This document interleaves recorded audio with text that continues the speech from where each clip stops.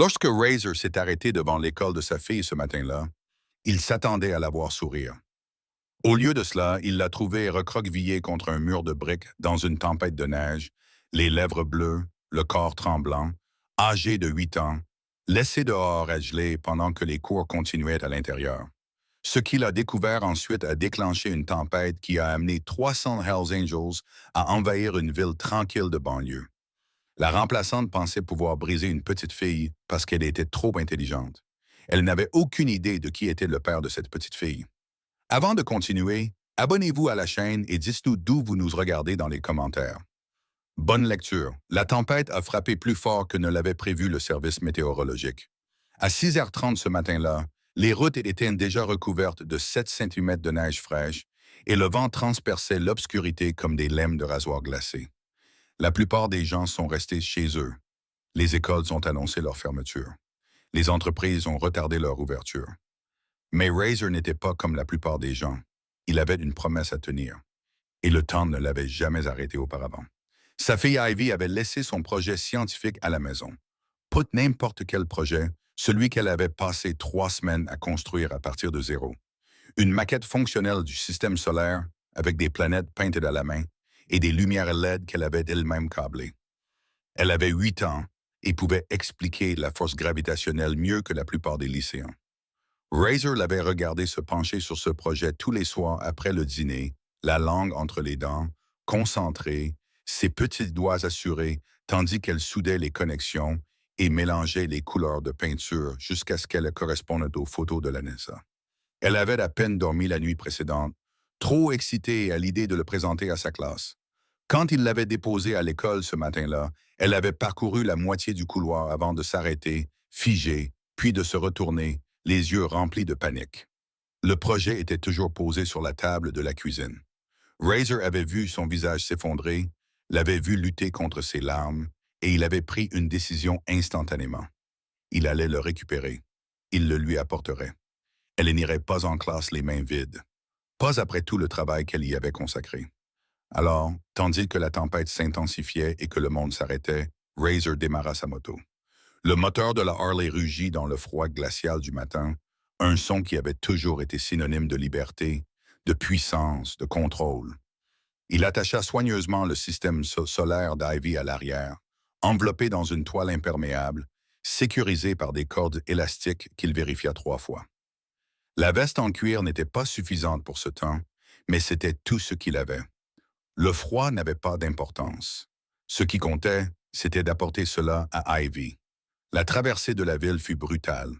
La neige lui fouettait le visage, piquant toute peau exposée, transformant le monde en un tunnel blanc sans profondeur, sans distance, sans repère. Les pneus de la Harley luttaient pour adhérer à des routes qui n'avaient pas encore été déneigées. D'autres véhicules étaient abandonnés sur le bas-côté, leurs conducteurs ayant abandonné, mais Razor se pencha dans le vent et continua d'avancer. Ses mains étaient engourdies dans ses gants. De la glace se formait dans sa barbe, mais il ne cessait de voir le visage d'Ivy. Ce moment de joie qu'elle aurait lorsqu'il entrerait dans l'école et lui remettrait le projet qu'elle croyait perdu. Ce sourire qui faisait tout le reste disparaître. Il s'imaginait franchir les portes d'entrée, couvertes de neige et de glace, ressemblant probablement à un personnage sorti d'un film apocalyptique hivernal. Le personnel administratif lui lancerait probablement des regards inquiets. C'était toujours le cas lorsqu'il se présentait dans ses couleurs. Mais Ivy entendrait ses bottes dans le couloir. Elle accourait, et lorsqu'elle verrait ce qu'il transportait, lorsqu'elle réaliserait qu'il avait traversé une tempête de neige juste pour sauver sa présentation, elle se jetterait dans ses bras, et tout cela en vaudrait la peine. Chaque kilomètre gelé, chaque instant passé à lutter contre la tempête, ça en valait la peine pour être le papa qui était là, qui tenait ses promesses, qui s'assurait que sa petite fille n'ait jamais l'impression d'avoir échoué. L'école n'était qu'à 6 kilomètres de leur maison, mais il lui a fallu près de 20 minutes pour y arriver. 20 minutes à lutter contre le vent et la glace, avec une visibilité quasi nulle. 20 minutes à vouloir que la Harley reste debout, continue d'avancer, l'emmène là où il devait être. Et lorsqu'il a enfin tourné dans le parking de l'école, alors que le bâtiment émergeait de la neige comme une forteresse, Razor a ressenti cette vague familière de satisfaction. Il avait réussi. Ivy aurait son projet. La journée était sauvée. Il s'est garé dans la cour, le petit espace extérieur entre le bâtiment principal et le gymnase où les parents attendaient parfois pour venir chercher leurs enfants. Le moteur vrombissait, résonnant sur les murs de briques, annonçant son arrivée. Razor coupa le moteur et commença à déballer le système solaire, vérifiant que rien n'avait bougé pendant le trajet, que tout le travail minutieux d'Ivy avait survécu au voyage. Il planifiait déjà son départ. Il le lui glisserait, lui ébourifferait peut-être les cheveux, la laisserait retourner en classe sans trop de perturbations. Rapide et propre, mission père-fille accomplie. Mais alors, il entendit quelque chose au-dessus du vent. Quelque chose qui n'avait pas sa place. Un son qui fit se figer son sang dans ses veines. Faible, rythmé, désespéré, des dents qui claquaient. Pas à cause du froid, mais à cause de quelque chose au-delà du froid, d'un corps qui s'éteignait. Et cela venait de quelque part tout près. Trop près. Razor releva brusquement la tête, le système solaire oublié dans ses mains. Ses yeux balayèrent la cour, cherchant à travers la neige tourbillonnante la source de ce son. Et puis il la vit, une petite silhouette appuyée contre le mur de briques près de l'entrée latérale, recroquevillée sur elle-même, tremblant si violemment qu'il pouvait le voir à 6 mètres de distance. Des cheveux noirs collés à sa tête par la neige, une peau qui semblait grise, même dans la tempête blanche, et un sac à dos rose qu'il lui avait acheté 3 mois auparavant pour son anniversaire. Le système solaire tomba par terre. Razor se mit à courir avant même d'avoir consciemment décidé de bouger. Et à ce moment-là, tout changea. La distance entre Razor et sa fille était inférieure à 10 mètres, mais elle lui semblait infinie. Ses bottes martelaient le béton recouvert de neige. Chaque pas semblait durer une éternité. Son esprit refusait d'accepter ce que ses yeux lui montraient. Cela ne pouvait pas être Ivy. Sa Ivy, la petite fille qu'il avait déposée 90 minutes plus tôt, au chaud et en sécurité, franchissant les portes d'entrée d'un bâtiment conçu pour protéger les enfants. Mais c'était bien elle, le sac à dos rose avec les écussons représentant des constellations qu'elle avait insisté pour coudre elle-même. Les mitaines violettes que sa grand-mère avait tricotées. La petite silhouette qu'il reconnaîtrait n'importe où, désormais réduite à quelque chose de fragile et brisé contre ce mur de briques. Le temps fit quelque chose d'étrange pendant ces quelques secondes. Tout ralentit, devint hyper concentré, les détails s'imprimant dans la mémoire de Razor avec une clarté brutale. La façon dont ses bras étaient enroulés autour de ses genoux, essayant de conserver une chaleur qui n'était plus là. Les tremblements qui secouaient tout son corps par vagues, violents et incontrôlables. Ses muscles se contractaient si fort qu'il pouvait le voir même à travers son manteau d'hiver. Ses lèvres, mon Dieu, ses lèvres étaient bleues, pas du bleu pâle de quelqu'un qui est resté trop longtemps dehors. Du bleu foncé profond du manque d'oxygène, d'un corps qui perdait la bataille. Quand il l'atteignit, quand il tomba à genoux à côté d'elle, le son qui sortit de sa poitrine n'était pas des mots. C'était quelque chose de primitif. La terreur, la rage et l'incrédulité, toutes comprimées en un seul bruit qui se perdit dans le vent. Ses mains trouvèrent ses épaules, et le froid qui émanait de son petit corps le frappa comme un coup physique. Elle était gelée, littéralement gelée. Le manteau qu'elle portait, épais et isolant, ne servait à rien. Le froid l'avait traversée et s'était installé en elle, dans son cœur. Les yeux d'Ivy s'ouvrirent, mais à peine. Elle le reconnut. Elle savait qui était son père, mais tout le reste n'était que confusion et épuisement. Ses dents claquaient si fort que le bruit couvrait tout le reste. Clic, clic, clic, clic. Un cliquetis rapide, incontrôlable. Elle essaya de parler, essaya de former des mots, mais sa bouche ne voulait pas coopérer. Seuls des sons brisés sortaient, des fragments de syllabes qui se dissolvaient avant de devenir des mots. Elle tendit les mains vers lui, et boéchant. Elle bougeait à peine, des doigts qui semblaient cireux et pâles, même à l'intérieur de ses mitaines. Razor arracha sa veste en cuir sans réfléchir. Le froid le frappa immédiatement, transperçant sa chemise, mais il s'en moquait. Il ne le sentait pas. Il enroula la veste autour d'Ivy, la serrant contre sa poitrine, essayant de lui transférer toute la chaleur de son corps. Elle était si petite. Avait-elle toujours été aussi petite? Il pouvait sentir son cœur battre à toute vitesse sous ses mains. Trop vite, paniqué. Son corps menait un combat qu'il ne savait pas gagner. Les frissons s'intensifièrent lorsqu'il la toucha. comme si sa chaleur avait choqué son organisme, lui faisant prendre conscience à quel point elle était froide. Il devait la mettre à l'abri, la réchauffer, comprendre ce qui s'était passé. Comment cela avait été possible? Pourquoi sa fille se trouvait dehors dans une tempête de neige alors qu'elle était en cours? Mais à ce moment-là, serrant son corps tremblant contre le sien, l'esprit de Razor était incapable de traiter quoi que ce soit d'autre que la crise immédiate. Sa fille était en hypothermie. Sa fille était en danger. Sa fille avait besoin de lui. Et il avait failli arriver trop tard. Il la souleva, un bras sous ses genoux, l'autre soutenant son dos, et la tête d'Ivy se blottit contre son épaule. Elle ne pesait rien.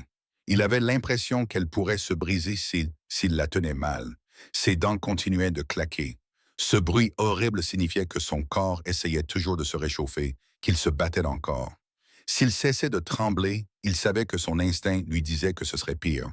Bien pire. Cela signifierait que son corps abandonnait. L'entrée latérale était verrouillée. Bien sûr, elle était verrouillée. Razor lui donna un coup de pied, puis un deuxième, sa botte laissant des marques dans le métal. Et quelque part à l'intérieur, une alarme se mit à retentir. Tant mieux.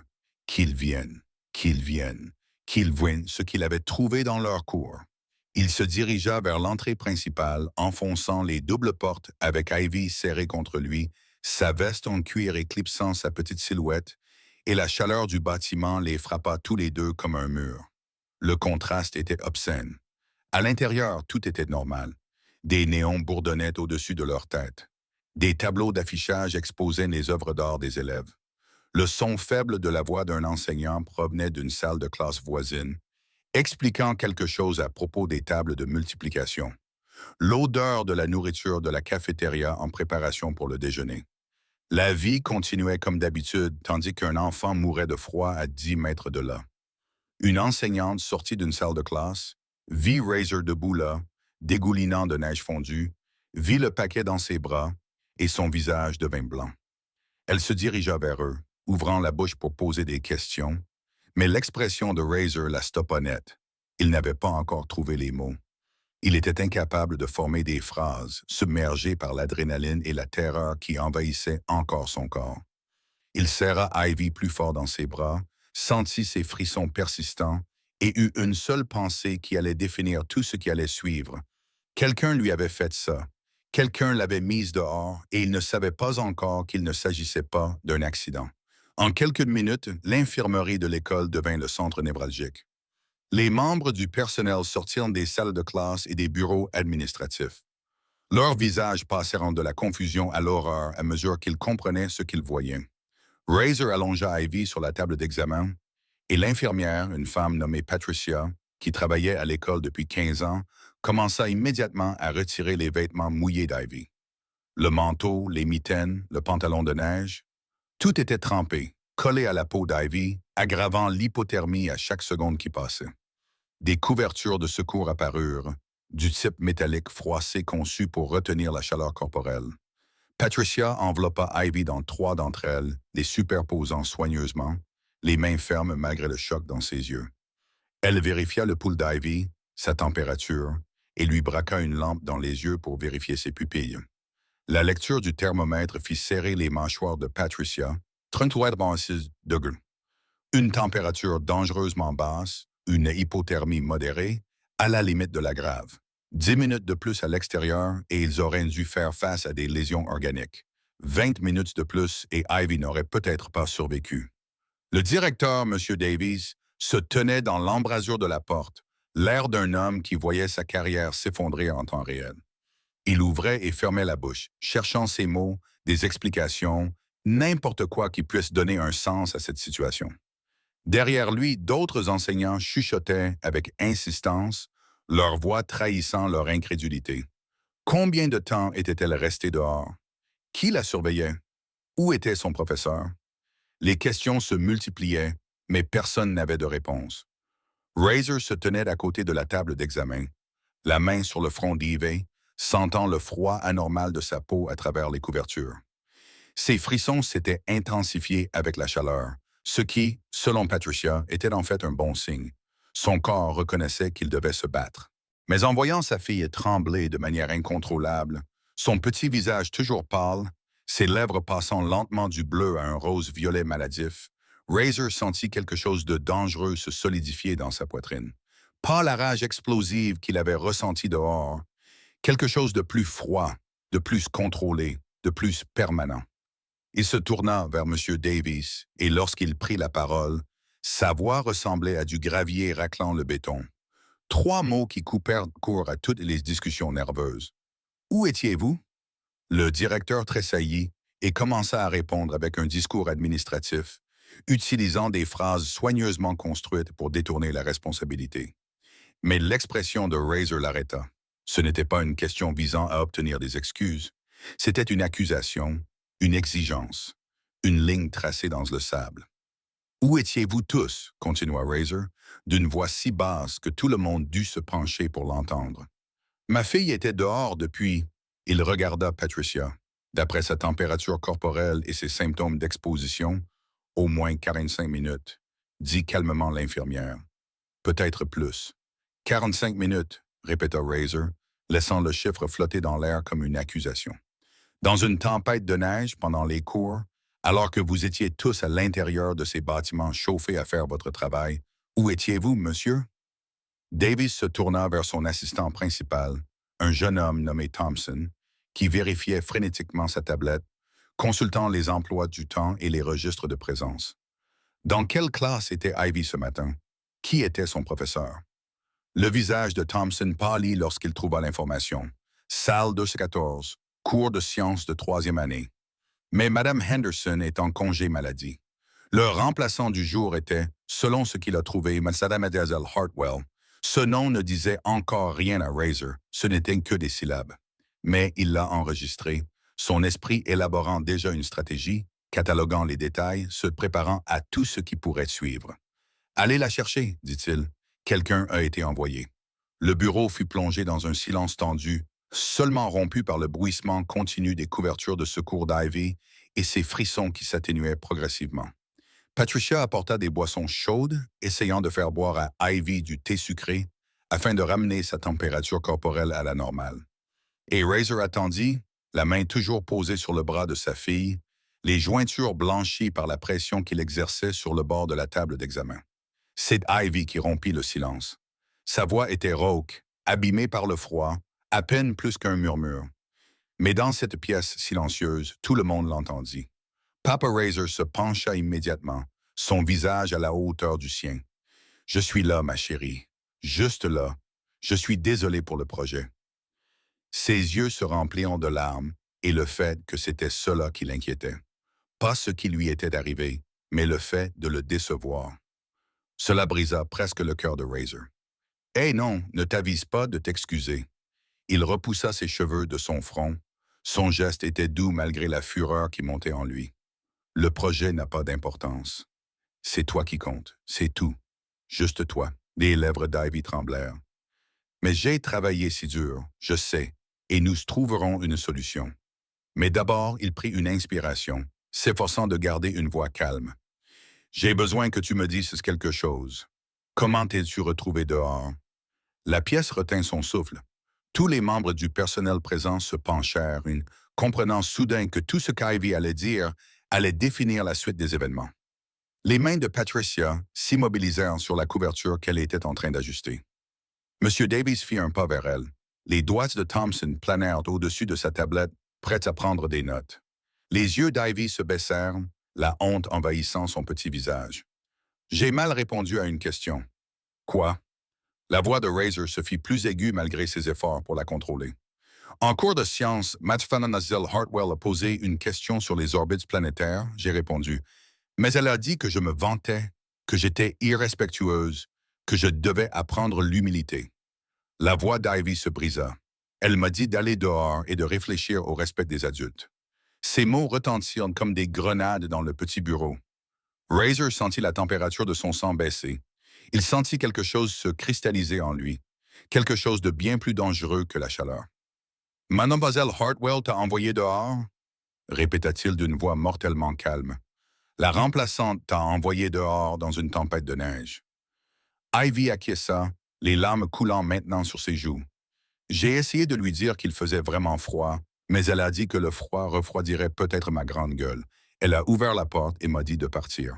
Une fois dehors, j'ai essayé de revenir, mais ça va me bien. Mais sa voix s'est brisée.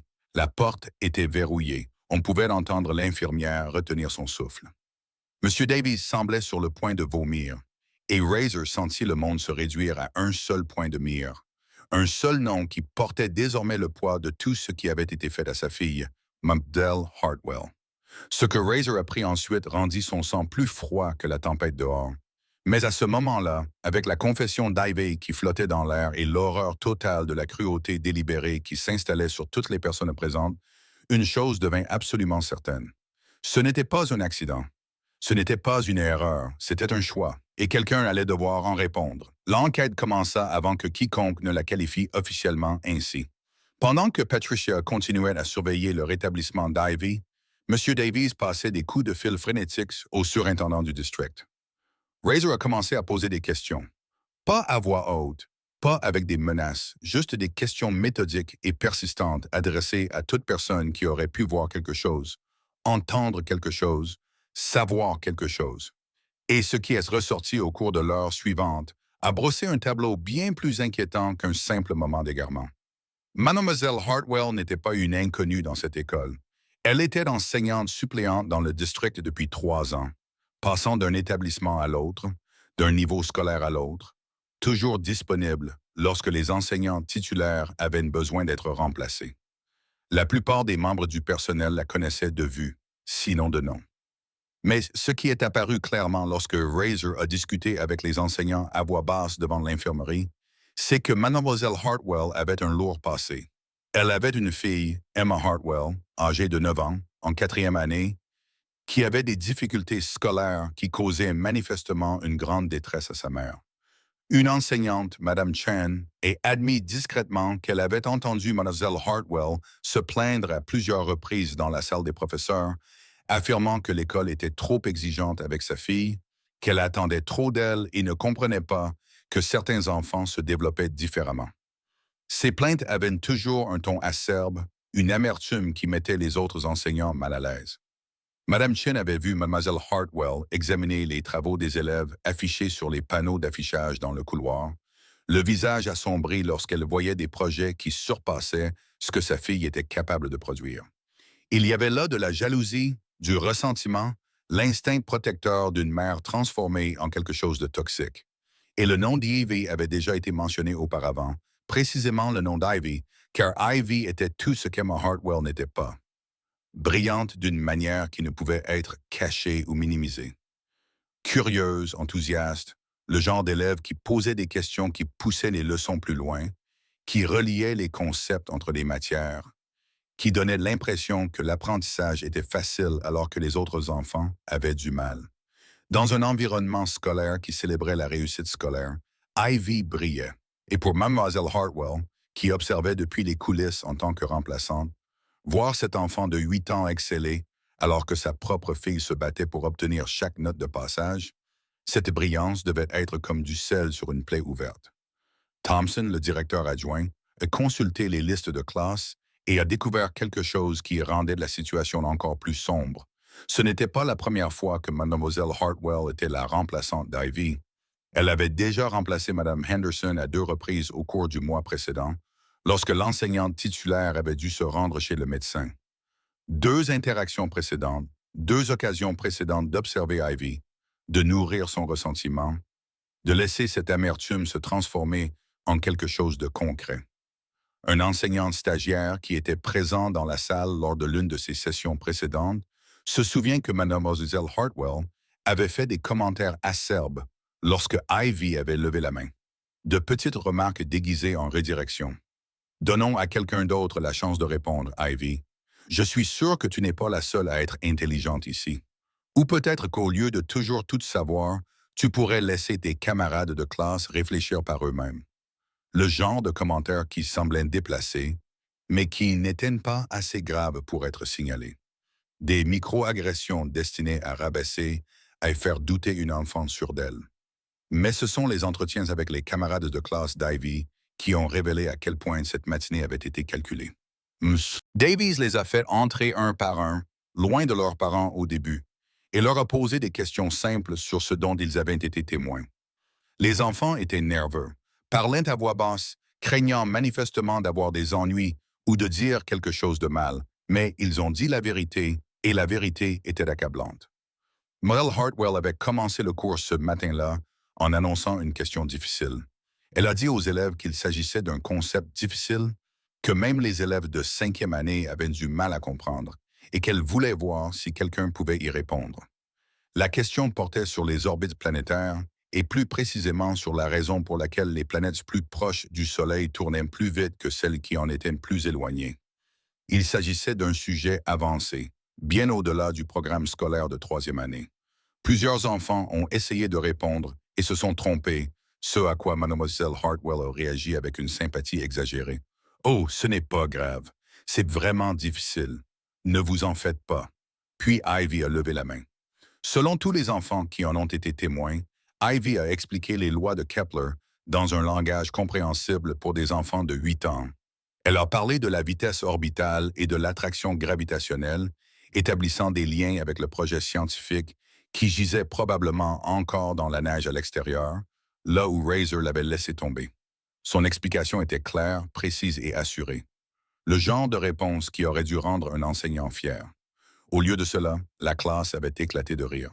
Pas à cause d'Ivy, mais à cause de Mademoiselle Hartwell. Car Ivy venait de démontrer à 23 élèves de CE2 que leur remplaçante leur avait posé une question en s'attendant à ce qu'ils échouent, et qu'une enfant de 8 ans avait réussi à la résoudre facilement. Les enfants ne riaient pas de la réponse. Ils riaient de l'expression choquée sur le visage de Mel Hartwell, qui avait clairement été prise au dépourvu par le soudain renversement des rapports de force lorsqu'une enfant s'était révélée plus intelligente que l'adulte dans la salle. Un élève, un garçon nommé Marcus, a décrit ce qui s'est passé ensuite avec une douloureuse clarté. Le visage de Mademoiselle Hartwell était devenu rouge. Ses mains étaient serrées en poing sur les côtés, et elle avait fixé Ivy pendant un long moment avant de parler d'une voix qui avait fait taire tout le monde. « Ça suffit, Ivy. Je pense que ton attitude montre exactement pourquoi ta génération n'a aucun respect pour l'autorité. Tu penses qu'être intelligent signifie que tu peux ridiculiser tes professeurs? Faire passer tout le monde pour des idiotes. » Ivy avait essayé de s'excuser, avait dit Marcus. Elle avait de l'air confuse, comme si elle ne comprenait pas ce qu'elle avait fait de mal, mais Mademoiselle Hartwell ne l'avait pas laissé parler, lui avait dit que peut-être un peu de temps dehors lui apprendrait l'humilité, que le froid calmerait sa grande gueule, et que lorsqu'elle serait prête à revenir et à s'excuser devant toute la classe pour son manque de respect, elle serait peut-être autorisée à revenir. Les autres enfants avaient regardé Ivy se diriger vers la porte, l'avaient vue hésiter, l'avaient entendu demander si elle pouvait au moins aller chercher son manteau dans son casier. Mademoiselle Hartwell avait refusé, avait ouvert la porte donnant sur la cour, l'entrée latérale qui menait directement à l'extérieur, et avait dit à Ivy de partir. Et quand Ivy était sortie dans cette tempête de neige, quand la porte s'était refermée derrière elle et que le verrou avait cliqué, Mademoiselle Hartwell s'était retournée vers la classe et avait continué la leçon comme si de rien n'était. 23 enfants étaient restés assis dans cette salle de classe pendant que leurs camarades gelaient dehors. Aucun d'entre eux n'avait compris qu'il s'agissait d'une urgence. Ils pensaient qu'Ivy avait simplement des ennuis, qu'elle serait bientôt autorisée à revenir, que les adultes savaient ce qu'ils faisaient. Les enfants font confiance aux enseignants pour assurer leur sécurité. Chacun de ces élèves porterait le poids de la culpabilité de son silence, même s'il n'était en rien responsable de ce qui s'était passé. Mais la question qui a détruit le contrôle de Mademoiselle Hartwell n'était pas celle à laquelle tout le monde s'attendait. Ce n'était pas un piège qui s'était retourné contre elle. C'était un moment où la jalousie et l'insécurité d'une enseignante se sont heurtées à l'innocente intelligence d'un enfant. Et le résultat a été un choix qui a franchi toutes les limites, violé toute confiance et révélé exactement quel genre de personne avait reçu l'autorité sur des enfants vulnérables. Dehors, le projet scientifique d'Ivy gisait enfoui sous la neige fraîche, symbole de l'intelligence qui avait été punie au lieu d'être célébrée. Et à l'intérieur, Razor écoutait ses récits avec un calme qui effrayait les adultes autour de lui plus que n'importe quel cri. Car ce n'était pas seulement de la cruauté, c'était prémédité. C'était personnel et Mademoiselle Hartwell avait choisi la mauvaise mère d'élèves à prendre en grippe. Pour comprendre ce qui s'est passé dans la salle 214 ce matin-là, il faut remonter à 8h45, Lorsque 23 élèves de CE2 sont entrés dans leur classe, secouant la neige de leur manteau, discutant de la tempête, s'attendant à une journée normale. Mademoiselle Hartwell se tenait debout devant la classe, le dos raide, le visage déjà tendu par ce qui ressemblait à de la détermination. Elle pensait à ce moment depuis qu'elle avait vu son nom sur la liste des remplacements. Le cours de sciences de Madame Henderson, la classe d'Ivy, une opportunité, les annonces du matin grésillaient dans l'interphone, le serment d'allégeance, les rappels sur les options de repas chauds et les retours de livres à la bibliothèque. Une routine habituelle qui donnait à Mademoiselle Hartwell le temps d'observer les élèves s'installer à leur place, son regard se posant sur un bureau en particulier. Au deuxième rang, troisième siège, Ivy était assise, rangeant ses crayons, organisant son cahier, sans se douter qu'elle avait déjà été désignée comme cible, avant même que le cours ne commence. Mademoiselle Hartwell commença par des plaisanteries, se présenta. Même si la plupart des élèves la connaissaient déjà pour l'avoir déjà vue en tant que remplaçante, et expliqua que Madame Henderson était chez le médecin et serait de retour le lendemain. Elle se dirigea ensuite vers le tableau et écrivit une seule question en lettres majuscules soignées. Pourquoi les planètes plus proches du Soleil tournent-elles plus vite que celles qui en sont plus éloignées? Elle se retourna vers la classe avec un sourire qui n'atteignait pas ses yeux. C'est une question vraiment difficile, annonça-t-elle, sa voix prenant ce ton particulier que les adultes utilisent lorsqu'ils s'apprêtent à voir les enfants échouer. Même les élèves de 5e année ont du mal avec ce concept, mais j'ai pensé que vous, brillants élèves de 3e année, voudriez peut-être essayer. Qui pense connaître la réponse? Plusieurs mains se levèrent timidement. Mademoiselle Hartwell a donné la parole à un garçon nommé Jason, qui a supposé que cela avait quelque chose à voir avec la chaleur du soleil. Faux. Mais Mademoiselle Hartwell a répondu avec une chaleur exagérée. Oh, c'est une très bonne idée, Jason. Tu es sur la bonne voie.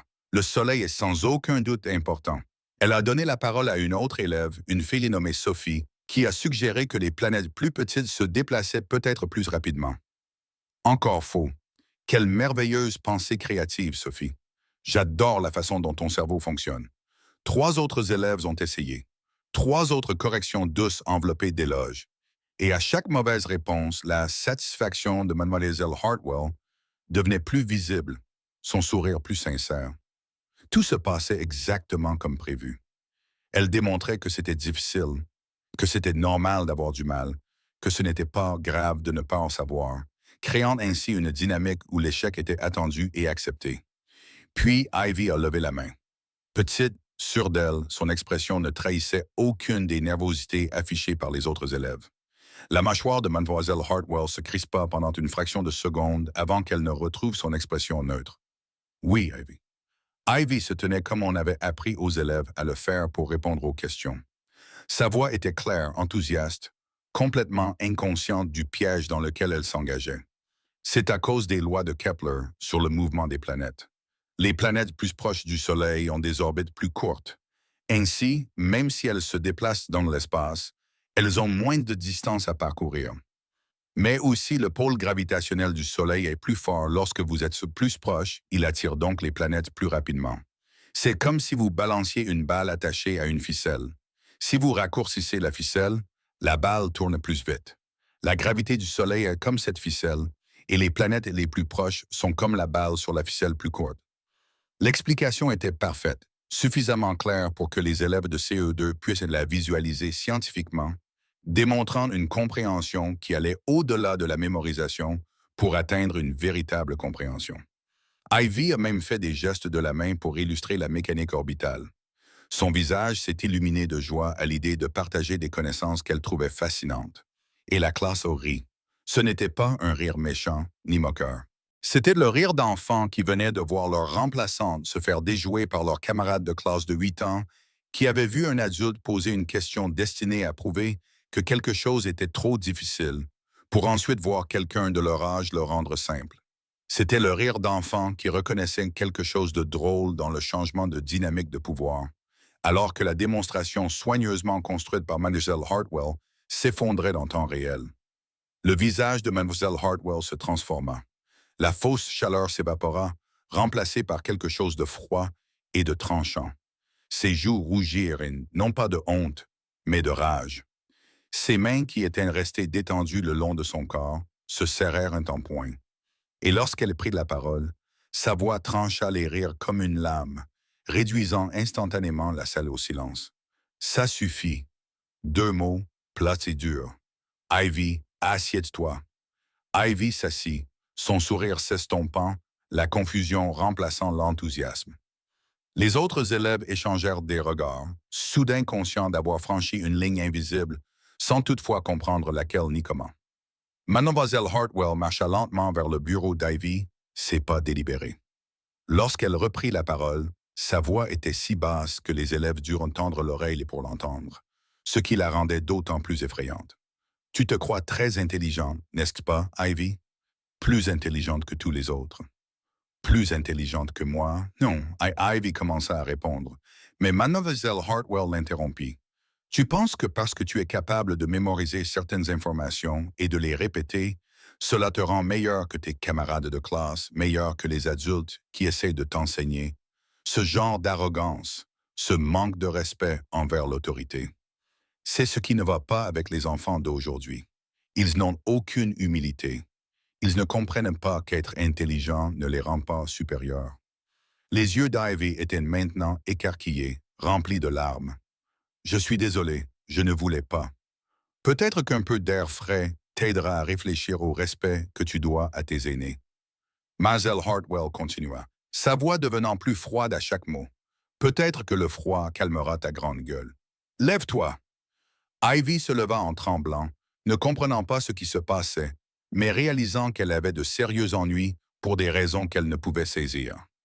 Mademoiselle Hartwell se dirigea vers la porte latérale, celle qui menait directement à la cour extérieure, et l'ouvrit.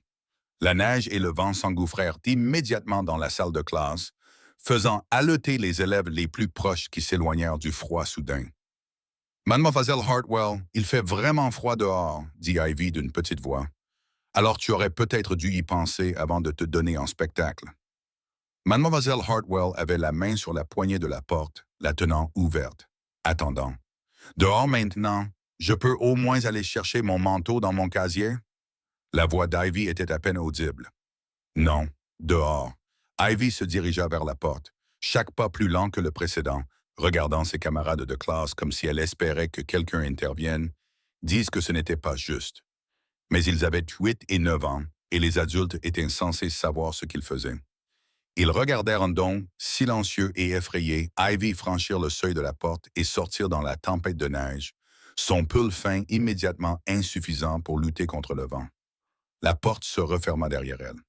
Et c'est là que l'histoire devient plus sombre, que la cruauté devient indéniable. Mademoiselle Hartwell ne s'est pas contentée de fermer la porte. Elle a tourné la serrure, le verrou qui était censé empêcher les personnes dangereuses d'entrer. Elle l'utilisait pour garder un enfant dehors. Le clic a résonné dans la salle de classe silencieuse. Un son que plusieurs élèves diront plus tard aux enquêteurs qu'ils n'oublieront jamais. Ivy est restée debout devant cette porte pendant 3 minutes à frapper. Les élèves pouvaient l'entendre, un petit tapotement rythmique contre le métal, à peine audible malgré le vent, mais impossible à ignorer. Certains enfants ont regardé Mademoiselle Hartwell, s'attendant à ce qu'elle cède et laisse Ivy rentrer. Mais Mademoiselle Hartwell était retournée devant la classe et avait repris son plan de cours comme si de rien n'était. Maintenant, parlons du cycle de l'eau, a-t-elle dit d'une voix calme et professionnelle. Les coups ont continué. Tap, tap, tap, plus doux maintenant, plus désespéré. Un enfant demandant à être laissé rentrer dans la chaleur et la sécurité. Et puis, après ces 3 minutes, cela s'arrêta. Le silence qui suivit était en quelque sorte pire que le bruit. Ivy avait abandonné, avait accepté que la porte ne s'ouvrirait pas, s'était détournée pour trouver un abri dans une cour qui n'en offrait aucun. Et dans la salle 214, Mademoiselle Hartwell enseignait le cycle de l'eau, tandis que la température corporelle d'une petite fille baissait dangereusement, degré après degré, juste derrière cette porte verrouillée. 23 enfants étaient assis à leur place, la plupart fixant la porte plutôt que le tableau, se demandant quand Ivy serait autorisée à revenir. Ils faisaient une confiance aux adultes pour savoir ce qui était sûr, convaincus que les enseignants ne leur feraient jamais de mal. Cette confiance accordée à quelqu'un qui avait utilisé son autorité pour punir une enfant parce qu'elle était intelligente était peut-être la partie la plus cruelle de tout cela. 47 minutes. C'est le temps qu'Ivy a passé dehors. 47 minutes qui ont semblé durer des heures, qui se sont étirées en une éternité mesurée non pas en temps, mais en termes d'épuisement progressif d'un petit corps luttant contre un froid qu'il n'était pas fait pour supporter. Comprendre ce qui s'est passé pendant ces minutes, c'est comprendre à quel point cette histoire a failli se terminer en tragédie plutôt qu'en justice. La cour n'offrait pratiquement aucun abri. C'était un espace utilitaire conçu pour permettre aux élèves de se déplacer entre les bâtiments et non pour les protéger des éléments. Les murs de briques sur trois côtés créaient un effet de tunnel, canalisant la fureur de la tempête de neige en un souffle concentré qui frappait quiconque se tenait là sous plusieurs angles à la fois. Il y avait un auvent au-dessus de la porte, d'environ 1 mètre de large, mais le vent poussait la neige horizontalement, rendant l'auvent inutile. Et Ivy, dans son pull en coton fin et son pantalon d'école, n'avait rien pour se protéger contre un temps pareil. Les premières minutes, elle essaya de rester près de la porte, se pressa contre elle, les mains sous les bras, les genoux repliés pour conserver le peu de chaleur que son corps pouvait générer. Elle continuait à frapper périodiquement, non pas comme auparavant, mais de manière sporadique, de plus en plus faiblement, l'espoir s'évanouissant à chaque coup sans réponse.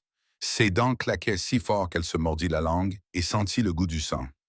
Le froid attaquait chaque centimètre carré de peau exposée. Son visage, son cou, ses mains. Elle avait l'impression d'être piquée par des aiguilles, puis coupée par des couteaux, puis d'avoir une douleur plus profonde qui se propageait dans ses os. Elle essaya d'appeler « Mademoiselle Hartwell, s'il vous plaît, j'ai vraiment froid ». Sa voix était faible, à peine audible par-dessus le vent, et elle ne servait à rien. La porte était en métal solide, isolée, conçue pour empêcher le son de passer. À l'intérieur, le cours continuait. Dehors, une enfant suppliait qu'on l'entende, mais personne ne l'entendait. Au bout d'environ 10 minutes, alors que la porte restait fermée et que le froid devenait insupportable, Ivy prit une décision qui lui sauva probablement la vie.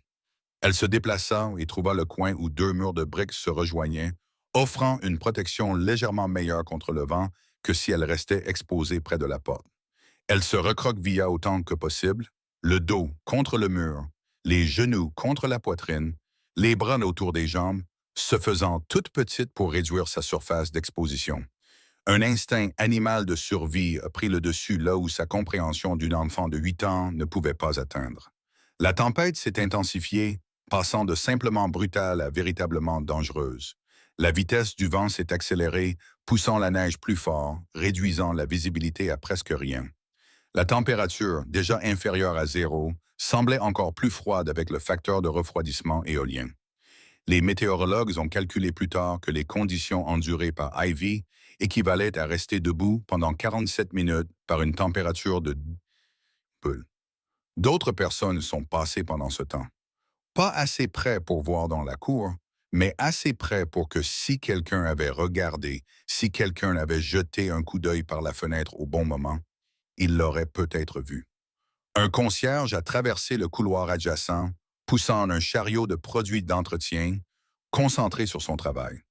Un enseignant s'est précipité d'un bâtiment à l'autre, la tête baissée contre le vent, déterminé à rentrer rapidement. La professeure de gymnastique se tenait à une fenêtre du 2e étage, regardant la tempête, secouant la tête devant la violence du temps, sans jamais remarquer la petite silhouette recroquevillée dans la cour en contrebas.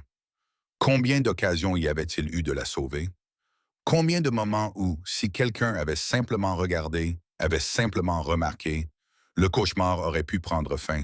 Mais personne n'a regardé, et Ivy est restée là, seule, son corps menant un combat qu'il était biologiquement incapable de gagner. Les frissons qui avaient commencé immédiatement, ces violents tremblements de tout le corps qui faisaient claquer ses dents et lui faisaient mal aux muscles, éteignent le mécanisme de défense de son corps, générant de la chaleur par des contractions musculaires rapides, brûlant de l'énergie pour rester en vie. Mais cette défense a une limite. Au bout d'environ 20 minutes, les frissons d'Ivy sont devenus moins coordonnés. Au lieu de générer de la chaleur de manière productive, ils se sont transformés en spasmes sporadiques. Les systèmes de son corps commençaient à défaillir. Elle brûlait ses réserves d'énergie limitées et il ne lui restait plus de carburant à brûler. Ses mains ont d'abord été engourdies. Elle ne sentait plus ses doigts. Elle ne pouvait plus les bouger correctement lorsqu'elle essayait. Puis ses pieds, l'engourdissement remontant le long de ses jambes comme de l'eau qui monte. Ses pensées sont devenues floues, confuses. Elle ne se souvenait plus exactement pourquoi elle était dehors, juste qu'elle avait froid, qu'elle voulait de son père et qu'elle y avait besoin de se réchauffer. La clarté d'esprit qui lui avait valu des ennuis, cet esprit brillant capable d'expliquer la mécanique orbitale, s'estompait comme une lumière qui perd de son intensité. Au bout de 35 minutes, quelque chose d'encore plus dangereux s'est produit. Les frissons ont cessé, non pas parce qu'elle se réchauffait, mais parce que son corps avait abandonné ce mécanisme de défense. Sa température corporelle avait tellement baissé que son organisme avait commencé à donner la priorité aux organes vitaux, mettant hors service tout ce qui n'était pas essentiel. Le flux sanguin fut détourné de ses extrémités, de sa peau, pour se concentrer autour de son cœur, de ses poumons et de son cerveau. L'arrêt des frissons, qui pouvait sembler être un soulagement, était en fait le signe de capitulation de son corps, le moment où l'hypothermie passe de dangereuse à potentiellement mortelle. La tête d'Ivy tomba en avant. Ses yeux se fermaient sans cesse et elle devait les forcer à rester ouverts. Un instinct profond l'avertissait qu'il serait mauvais de s'endormir. Elle a même si elle ne pouvait plus expliquer pourquoi. Ses yeux déjà bleus s'assombrirent davantage. Sa respiration ralentit. Elle ne produisait pas assez de chaleur pour faire fondre la neige qui s'était accumulée sur ses épaules, dans ses cheveux, contre son dos. Elle devenait partie intégrante de la tempête. Une petite statue gelée qui avait autrefois été une petite fille. Si Razor était arrivé 5 minutes plus tard, cette histoire aurait connu une fin très différente. 5 minutes de plus pendant lesquelles sa température corporelle aurait continué à baisser. Ses organes à lutter pour fonctionner. Son cerveau a manqué de sang chaud et oxygéné. 5 minutes de plus auraient pu causer des dommages irréversibles, auraient pu entraîner un tout autre type de visite à l'hôpital, auraient pu signifier qu'il rentrerait chez lui pour découvrir que sa fille avait disparu d'une manière qu'aucune rage ni aucune justice ne pourrait inverser. Mais il est arrivé à temps. Il a traversé cette tempête de neige avec un projet scientifique attaché à sa moto, imaginant un sourire, sans se douter qu'il était dans une course contre la montre qui allait bientôt s'arrêter. Au moment où sa moto a rugi dans la cour, au moment où il a entendu ses dents claquer par-dessus le bruit du moteur, le destin a décidé qu'Ivy survivrait. De justesse, dangereusement, mais elle survivrait. Et tandis que Razor la portait à l'intérieur, alors que la chaleur commençait lentement à la ramener du bord du gouffre, une question hantait tous ceux qui apprenaient ce qui s'était passé. Comment un enfant peut-il souffrir ainsi pendant si longtemps dans un endroit conçu pour assurer la sécurité des enfants? Et personne ne s'en aperçoit avant qu'il ne soit presque trop tard. L'ambulance est arrivée dans les 12 minutes qui ont suivi l'appel de Razor. Les ambulanciers ont chargé Ivy sur une civière, toujours enveloppée dans ses couvertures métalliques d'urgence. Son petit corps était écrasé par l'équipement qui l'entourait. Razor était à ses côtés, sa main ne quittant jamais la sienne, regardant les moniteurs afficher des chiffres qui confirmaient ce qu'il savait déjà. Sa fille avait frôlé dangereusement un seuil qu'aucun enfant ne devrait jamais approcher. Sa température corporelle était toujours de 33,8 degrés. Son rythme cardiaque était élevé, son corps luttant pour compenser. Les mesures de sa tension artérielle ont fait échanger des regards entre l'ambulancier et son partenaire. À l'hôpital, les médecins ont agi rapidement. Réchauffement liquide, couverture chauffante, surveillance constante. Le diagnostic est tombé en moins d'1 heure. Hypothermie modérée avec risque de complications. Elle devait rester en observation, peut-être toute la nuit, pour s'assurer qu'aucun organe n'avait été endommagé par l'exposition prolongée au froid. La médecin traitante, une femme nommée Dr. Ree, qui pratiquait la médecine d'urgence depuis 20 ans, a pris Razor à part et lui a dit quelque chose qu'il n'oublierait jamais. 10 à 15 minutes de plus dans ces conditions et nous aurions eu une conversation très différente. Vous êtes arrivé juste à temps, juste à temps. Ces mots résonnaient dans l'esprit de Razor alors qu'il était assis à côté du lit d'hôpital d'Ivy, la regardant dormir, ses couleurs revenant lentement, sa respiration se stabilisant. Juste à temps signifiait à quel point ils avaient frôlé le pire. La marge entre ce résultat et quelque chose d'innommable avait été mince. Et alors que cette réalité s'imposait à lui, quelque chose se cristallisa dans l'esprit de Razor. Cela ne se réglerait pas avec des mots de colère et des menaces. Cela ne se résoudrait pas par l'intimidation ou la violence. Cela exigeait quelque chose de plus calculé, de plus permanent, de plus dévastateur pour les responsables que tout ce que ces points pouvaient accomplir.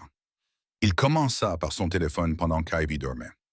Pendant que les infirmières vérifiaient ses signes vitaux toutes les 15 minutes, Razor commença à tout documenter. Il photographia le bracelet de l'hôpital à son poignet avec l'heure d'admission et les codes de diagnostic. Il photographia la perfusion, les couvertures chauffantes, le moniteur affichant ses signes vitaux. Il demanda au Dr. Reeves des copies de tous les rapports médicaux, de tous les résultats d'examen, de tout ce qui permettrait d'établir la gravité de ce qui s'était passé. Le Dr. Reeves, comprenant immédiatement où cela menait, les lui a fournis sans hésitation et a ajouté ses propres observations au dossier officiel. Razor a ensuite appelé son avocate, non pas l'avocat pénaliste qu'il avait engagé il y a des années pour une infraction mineure à la circulation à moto, mais une spécialiste du droit de la famille nommée Catherine Morrison, qui s'était forgé une réputation dans des affaires liées à la protection de l'enfance et à la négligence éducative. Il lui a expliqué la situation en phrases courtes et maîtrisées, et Catherine a immédiatement réagi. Ne parlez à personne de l'école sans que je sois présent. Ne signez rien et documentez tout. Je veux dire tout. C'est donc ce que fit Razor. Une fois Ivy stabilisée, une fois que les médecins lui eurent assuré qu'elle se remettrait en continuant à se réchauffer et à se reposer, il la confia aux soins des infirmières et de sa mère, qui s'était précipitée à l'hôpital dès qu'elle avait appris la nouvelle, et il retourna à l'école, non pas pour une confrontation, mais pour chercher des preuves. La cour était toujours là, exactement comme il l'avait laissée.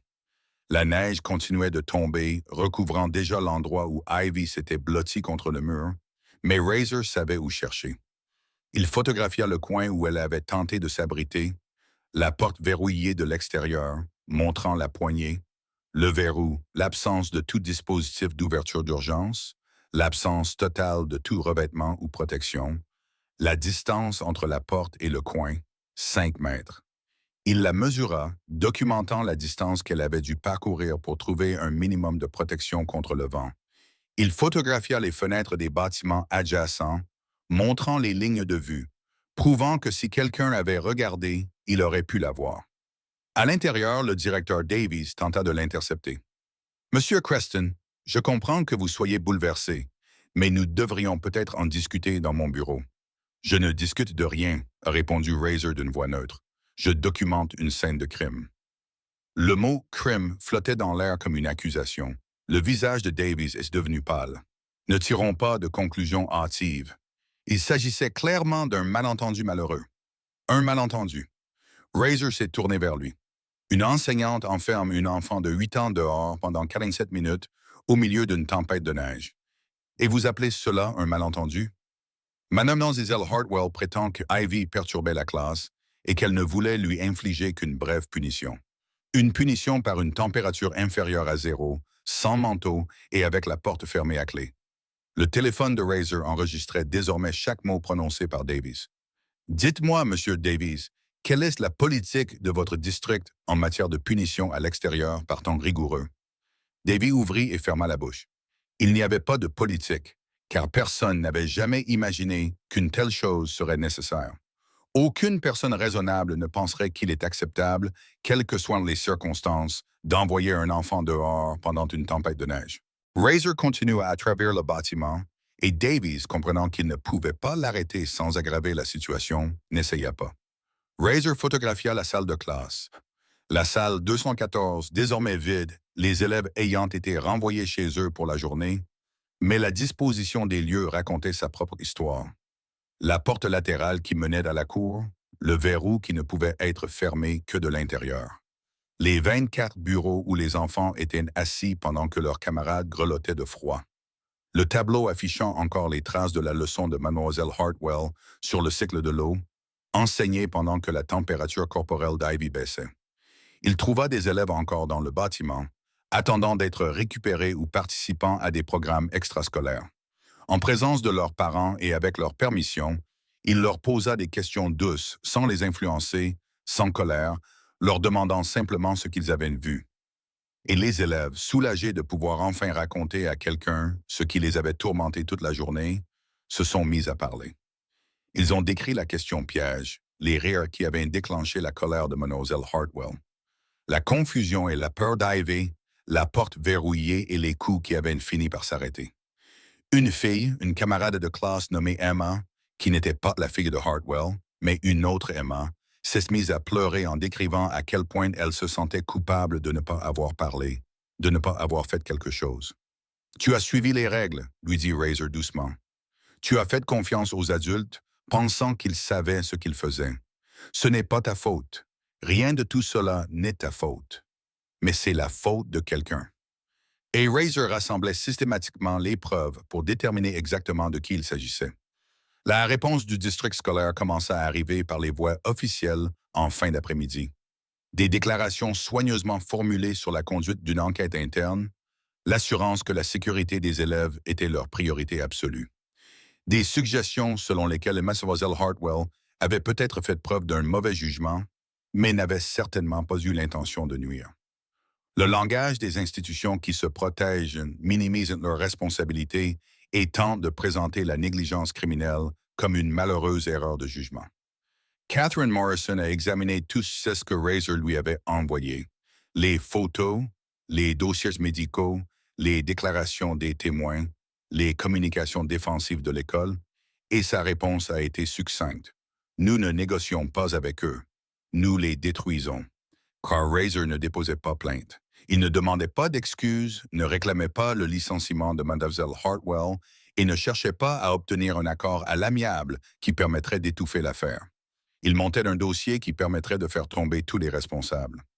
Un dossier qui exposerait la négligence non seulement d'une enseignante remplaçante, mais de tout un système qui lui avait confié l'autorité sur des enfants sans sélection, formation ou supervision adéquate.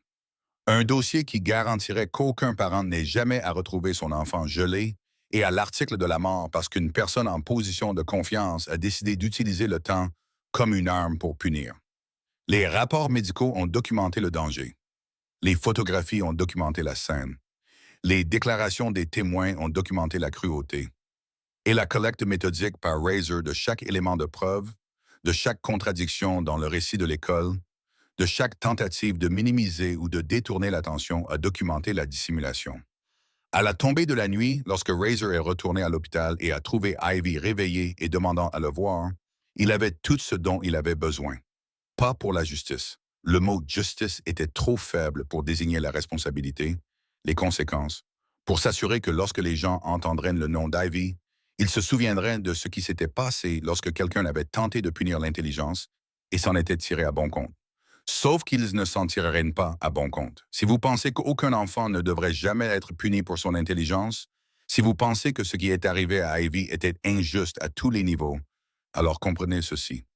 Ce qui a suivi n'était pas une question de vengeance. Il s'agissait de s'assurer que cela n'arriverait plus jamais à un autre enfant. Il s'agissait de tracer une ligne si claire, si nette, si forte, avec des conséquences si sévères que quiconque songerait à faire du mal à un élève se souviendrait de l'histoire d'Ivy et y réfléchirait à deux fois. Razor embrassa le front de sa fille, sentit sa chaleur revenir et fit une promesse silencieuse. Cela ne serait pas oublié. Cela ne serait pas minimisé. Cela ne serait pas balayé sous le tapis bureaucratique. Mademoiselle Hartwell répondrait de ses actes. Et le système qui lui avait permis d'agir ainsi serait tenu responsable de chaque seconde qu'Ivy avait passé à grelotter de froid alors qu'ils avaient failli à leur devoir de la protéger. Le dossier était complet. L'heure du jugement avait sonné. Catherine Morrison a déposé la plainte à 11h47 le lendemain matin. Pas les documents préliminaires, pas une notification d'intention, mais la plainte complète, 63 pages d'allégations méticuleusement documentées, étayées par des preuves médicales, des témoignages, des preuves photographiques et des analyses d'experts. Elle a ignoré toutes les possibilités d'un règlement à l'amiable, toutes les chances pour le district de régler cette affaire en interne, et s'est directement adressée au tribunal civil avec un dossier si complet que le greffier chargé de le traiter a arrêté de le lire à mi-chemin pour appeler son supérieur. La plainte visait tout le monde. Mademoiselle Hartwell personnellement pour mise en danger d'enfants, négligence ayant causé une détresse émotionnelle et faute intentionnelle. Le district scolaire pour négligence dans le recrutement, supervision inadéquate et défaut de protection. Le directeur Davies pour négligence administrative. Les dommages et intérêts demandés n'étaient pas seulement compensatoires. Ils étaient punitifs, destinés à envoyer un message qui résonnerait dans toutes les réunions du conseil scolaire et toutes les décisions administratives pendant des années. Catherine demandait un montant qui ferait la une des journaux et obligerait le district à expliquer aux contribuables comment leur argent était dépensé pour régler une affaire dans laquelle un enseignant avait enfermé un enfant dehors pour qu'il gèle. Mais le procès n'était qu'un début, car Catherine et Razor avaient compris que la responsabilité civile et la responsabilité pénale étaient deux choses différentes et que cette situation exigeait les deux. Le Dr. Reeves, le médecin urgentiste qui avait soigné Ivy, était tenu de signaler le cas. La loi de l'État l'obligeait à signaler aux autorités tout cas suspecté de maltraitance ou de mise en danger d'un enfant.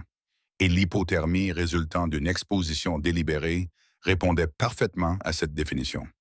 Elle avait déposé son rapport auprès des services de protection de l'enfance avant même qu'Ivy ne sorte de l'hôpital, et les services de protection de l'enfance, après avoir examiné les preuves médicales et les documents fournis par Razor, avaient immédiatement transmis le tout à la police. En début d'après-midi, les détectives de la brigade criminelle étaient déjà sur l'affaire. Elle n'était pas traitée par les agences scolaires ou la police locale.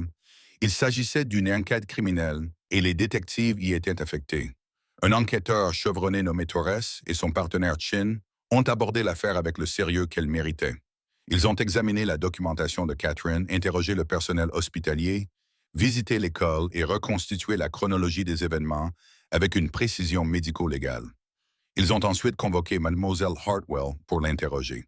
Elle est arrivée au poste à 15 accompagnée d'un représentant syndical qui n'avait manifestement pas saisi la gravité de la situation. Le représentant était prêt pour un conflit professionnel, peut-être une audience de licenciement. Il n'était pas préparé à une enquête criminelle menée par des détectives qui avaient déjà monté un dossier pouvant aboutir à une peine de prison. L'entretien a été enregistré, comme tous les entretiens de ce type, et la transcription a ensuite été versée au dossier public. Mademoiselle Hartwell a commencé avec assurance, avec l'autorité de quelqu'un qui avait passé des années à exercer un pouvoir sur des enfants et qui s'attendait à ce que cette autorité la protège à présent. Mais l'autorité ne signifie rien dans une salle d'interrogatoire lorsque les preuves sont accablantes. Le détective Torres a commencé par des questions simples. Était-elle la remplaçante de la classe 214 le jour en question? Oui. Y avait-il eu un incident impliquant une élève nommée Ivy Creston? Son expression s'est légèrement crispée. Mais oui. Pouvait-elle décrire ce qui s'était passé? C'est là que Mademoiselle Hartwell a commis sa première erreur cruciale. Elle a essayé de contrôler le récit, de présenter Ivy comme une élève perturbatrice qui avait manqué de respect, qui avait besoin d'être disciplinée, qui avait été envoyée dehors brièvement en conséquence de son comportement. L'enfant était perturbatrice, a-t-elle dit, sa voix prenant le ton professionnel d'une éducatrice. Elle se donnait dans le spectacle, mettant les autres élèves mal à l'aise avec son attitude de « je sais tout ». Je l'ai envoyée dehors pour qu'elle se calme et réfléchisse à son comportement. C'était une punition standard. Le détective Chun, qui était resté silencieux jusqu'à présent, s'est penché en avant. Une punition standard dans une tempête de neige sans manteau. Eh bien, je n'ai pas pensé. Mademoiselle Hartwell s'est reprise, réalisant l'aveu qu'elle avait failli faire. Vous n'avez pas pensé quoi? A insisté Torres, qu'il faisait froid. Qu'un enfant en poule pouvait être en danger par des températures inférieures à 0. Le représentant syndical a tenté d'intervenir, suggérant que sa cliente n'avait pas à répondre à cette question. Mais Mademoiselle Hartwell était déjà sur la défensive, essayant déjà de justifier des décisions qui ne pouvaient l'être. Les enfants sont trop choyés de nos jours. Un peu de froid ne lui ferait pas de mal. C'était pour lui donner une leçon de respect. Combien de temps est-elle restée dehors? A demandé Chin. 5 minutes, peut-être 10 au maximum. Torres a fait glisser un document sur la table. Le rapport médical avec l'heure à laquelle Razor a ramené Ivy à l'intérieur et l'estimation du médecin concernant la durée d'exposition. Les preuves médicales indiquent 47 minutes. 47 minutes dans des conditions qui ont entraîné une hypothermie modérée. Souhaitez-vous réviser votre déclaration? Le visage de mademoiselle Hartwell s'est empourpré. Je, je n'ai pas vu le temps passer. J'enseignais. J'avais 23 autres élèves à qui penser. 23 autres élèves vous ont vu fermer cette porte à clé, dit Shin calmement. Nous avons les déclarations de 16 d'entre eux. Ils ont tous décrit la même chose. Vous avez posé une question dans le but d'humilier cet enfant. Lorsqu'elle a répondu correctement et que les autres élèves ont ri, vous l'avez envoyée dehors et avez verrouillé la porte derrière elle. Ils l'ont entendu frapper pendant 3 minutes. Elle a frappé à cette porte et vous l'avez ignorée. J'essayais de lui donner une leçon. Vous essayez de la punir parce qu'elle était intelligente, intervint Torres. Plusieurs témoins décrivent un comportement récurrent. Les commentaires que vous avez faits au sujet de votre propre fille qui avait des difficultés scolaires. La rancœur envers les élèves qui excellaient. Il ne s'agissait pas de discipline, mademoiselle Hartwell. C'était personnel. L'entretien s'est poursuivi pendant 1 heure et à chaque question, le récit de mademoiselle Hartwell s'effondrait. Elle se contredisait, modifiait des détails, admettait des choses dont elle ne se rendait pas compte qu'elles constituaient des aveux. Le représentant syndical a finalement réussi à mettre fin à l'entretien, mais le mal était fait. Tout ce que mademoiselle Hartwell avait dit, toutes ses tentatives pour minimiser, détourner et justifier ses actes avaient été enregistrées, et tout cela serait utilisé contre elle. Torres et Shin sont sortis de la salle d'entretien et se sont entretenus avec l'assistant du procureur qui avait suivi l'entretien à distance. La décision a pris moins de 5 minutes. Ils avaient un motif valable. Ils avaient des preuves de mise en danger intentionnelle d'enfants. Ils avaient des aveux, même réticents, qui établissaient l'intention criminelle de ces hommes. Un mandat d'arrêt était justifié. Le procureur a signé les accusations le soir même. Mise en danger d'enfants au premier degré, négligence volontaire d'un mineur, abus d'autorité, chaque accusation pouvant entraîner plusieurs années de prison, chacune documentant un aspect différent du même acte impardonnable. Le mandat a été délivré, signé par un juge qui avait lu les rapports médicaux et regardé les photos de cette cour enneigée et qui comprenait exactement le danger auquel Ivy avait été confrontée. Ce qui s'est passé ensuite a eu des répercussions dans tous les districts scolaires de l'État, car cette affaire n'allait pas être traitée discrètement. Elle n'allait pas faire l'objet d'un accord à l'amiable pour être réduite à une infraction mineure. Le procureur, conscient de l'intérêt public et de la nécessité de rendre des comptes, a pris la décision de poursuivre cette affaire avec détermination afin de faire un exemple qui rappellerait à chaque éducateur, chaque administrateur, chaque personne ayant autorité sur des enfants que le pouvoir s'accompagne de responsabilités et que trahir ces responsabilités a des conséquences. Le système, souvent lent, bureaucratique et frustrant, a agi avec une rapidité et une détermination inhabituelles. Dans les 36 heures qui ont suivi la découverte d'Ivy Guisan dans le froid dans cette cour, la machine judiciaire s'est mise en marche. Le procès menaçait le budget du district. Les accusations criminelles menaçaient la liberté de mademoiselle Hartwell. Et toutes les personnes impliquées savaient que cette affaire serait suivie, examinée et jugée par les parents de tout l'État qui envoyaient leurs enfants à l'école chaque jour en espérant qu'ils y seraient en sécurité. Le système était en marche et mademoiselle Hartwell, qui avait verrouillé la porte, pensant pouvoir donner une leçon d'humilité, était sur le point d'apprendre une leçon de responsabilité qui allait définir le reste de sa vie. La police est arrivée à 14h45 à la sortie des classes et ce n'était pas un hasard. Le moment avait été choisi délibérément par les procureurs, qui comprenaient que la responsabilité publique nécessite parfois des témoins publics. 2 voitures banalisées se sont arrêtées devant l'entrée principale au moment où les parents faisaient la queue pour venir chercher leurs enfants, où les bus se remplissaient, où le chaos habituel des journées d'école atteignait son paroxysme. Les détectives Torres et Chin ont franchi les portes d'entrée avec le calme de ceux qui savent exactement ce qu'ils font et pourquoi c'est important. Ils ont demandé mademoiselle Hartwell à la réception et la secrétaire a pâli en décrochant le téléphone. Quelques minutes plus tard, mademoiselle Hartwell est sortie de la salle des professeurs, une tasse de café à la main, visiblement agacée d'avoir été convoquée. Elle a vu les détectives et son expression a changé, la reconnaissance et la peur se succédant rapidement sur son visage. Mademoiselle Angela Hartwell, a demandé Torres, même s'ils connaissaient tous les deux la réponse. Oui. Sa voix était ferme, mais sa main tremblait légèrement, faisant onduler le café dans la tasse. Je suis le détective Torres. Voici le détective Chun. Nous avons un mandat d'arrêt contre vous. Il brandit le document afin qu'elle puisse voir la signature du juge, le sceau officiel, la liste des chefs d'accusation rédigés dans un langage juridique formel. Mise en danger d'enfant au premier degré, négligence volontaire d'un mineur. Abus d'autorité. La tasse de café glissa de sa main et heurta le sol dans un bruit sourd qui résonna dans le couloir soudainement silencieux. Les parents qui discutaient s'interrompirent au milieu d'une phrase. Les enseignants qui sortaient des salles de classe se figèrent. Les élèves qui faisaient de la queue se retournèrent pour regarder.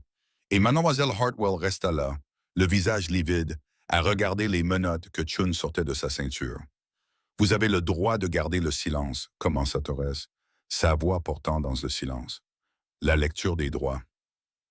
Miranda est un texte familier que tout le monde connaît grâce à la télévision, mais qui sonne différemment lorsqu'il est prononcé dans le couloir d'une école, lorsqu'il est adressé à une enseignante arrêtée devant la communauté dans laquelle elle a travaillé pendant des années. Mademoiselle Hartwell baissa la tête, non par honte, mais pour tenter de se cacher, de se faire plus petite, d'échapper au regard des dizaines de témoins. Chun se plaça derrière elle, professionnel et efficace, lui passant les menottes avec des cliquetis expérimentés qui résonnaient incroyablement fort. Métal contre métal, le son des conséquences, ils la conduisirent vers la sortie, et le chemin qu'ils empruntèrent était le même que celui qu'Ivy avait parcouru 3 jours plus tôt. Ils passèrent devant la salle 214, devant la porte latérale où Mademoiselle Hartwell s'était tenue, la main sur la serrure, choisissant la cruauté plutôt que la compassion. La porte qu'elle avait claquée, une fillette de 8 ans, fermait désormais tout son avenir. Tous les parents qui regardaient comprenaient le symbolisme. Tous les enseignants présents ressentaient le poids du moment. C'était ce qui arrivait quand on trahissait la confiance accordée à ceux qui enseignaient aux enfants. C'était de la justice, publique et indéniable. Le procès dura cependant 3 jours. Tous ceux qui le regardaient savaient que l'issue était décidée bien avant que le jury ne se retire pour délibérer. L'accusation a présenté son dossier avec une précision clinique, accumulant couche après couche des preuves qui ne laissaient aucune place au doute, aucun espace pour d'autres interprétations. Ce n'était pas une affaire compliquée nécessitant des acrobaties juridiques ou des arguments créatifs. C'était simplement la vérité documentée, et la vérité était accablante. Le Dr. Reeves a témoigné en premier, expliquant au jury ce qui arrive exactement au corps humain en cas d'hypothermie. Elle a expliqué comment la température corporelle de 33,6 degrés d'Ivy représentait une urgence médicale, comment 15 minutes supplémentaires auraient pu causer des lésions organiques, comment les enfants sont particulièrement vulnérables en raison de leur masse corporelle plus faible et de leur capacité limitée à générer de la chaleur. Elle a montré au jury des photos d'Ivy aux urgences, les couvertures chauffantes, les 4 perfusions, les moniteurs surveillant un petit corps qui luttait pour survivre à une exposition à laquelle il n'aurait jamais dû être confronté. Des experts médicaux ont ensuite expliqué la progression de l'inconfort vers le danger, puis vers une crise mettant la vie en danger. Ils ont témoigné que 47 minutes dans ces conditions, sans vêtements appropriés, seraient dangereuses pour un adulte et potentiellement mortelles pour un enfant. Ils ont réfuté toute suggestion selon laquelle cela avait été inoffensif, qu'Ivy avait simplement été mal à l'aise, qu'il n'y avait pas de réel danger. La science était claire et impitoyable. Puis vinrent les élèves. 16 enfants, dont certains n'avaient que 8 ans, ont témoigné à la barre et décrit ce qu'ils avaient vu. Leurs témoignages étaient bouleversants par leur simplicité. Ils ont parlé de la question piège, des rires, de la rage de Mademoiselle Hartwell. Ils ont décrit avoir entendu Ivy frapper à la porte, avoir vu leur enseignante ignorer ses coups, avoir suivi un cours sur le cycle de l'eau, tout en sachant que leurs camarades étaient dehors dans la neige. Plusieurs enfants ont pleuré à la barre, non pas par peur de témoigner, mais à cause de la culpabilité qu'ils ressentaient encore pour ne pas avoir parlé, pour avoir cru que les adultes savaient ce qui était juste. Mais le témoignage qui a complètement anéanti la défense de Mademoiselle Hartwell est venu d'une source inattendue. Sa propre fille, Emma Hartwell, âgée de 9 ans, a été appelée à la barre par l'accusation après que des informations révélées lors de l'enquête aient changé tout le récit. Emma a témoigné en présence de sa grand-mère, venue la soutenir, sur ce qu'était la vie à la maison. Elle a décrit l'obsession de sa mère pour ses résultats scolaires, les comparaisons constantes avec les autres élèves, les plaintes et MR à propos d'enfants comme Ivy, qui donnaient l'impression que l'apprentissage était facile alors qu'Emma avait du mal. Emma a raconté à la cour les conversations à table où sa mère fulminait contre les élèves qui répondaient aux questions pour ridiculiser les enseignants, contre la rancœur grandissante envers Ivy, dont Emma avait entendu le nom à plusieurs reprises au cours des semaines précédant ce jour-là. Elle a raconté que la veille, sa mère avait dit qu'elle allait remplacer Ivy dans sa classe le lendemain et qu'il était peut-être temps que quelqu'un apprenne à cette fille à faire preuve d'humilité. La salle d'audience est restée stupéfaite et silencieuse, tandis que cet enfant de 9 ans décrivait un sentiment de jalousie et de rage qui s'était accumulé pendant des semaines et qui visait une enfant de 8 ans coupable d'être intelligente. Mademoiselle Hartwell, assise à la table de la défense, ne regarda pas sa fille pendant le témoignage, incapable de le faire, car les paroles d'Emma prouvaient de la préméditation, prouvaient qu'il ne s'agissait pas d'un moment d'égarement, mais d'un acte de cruauté calculé né de mois de ressentiment. La défense n'avait aucun argument.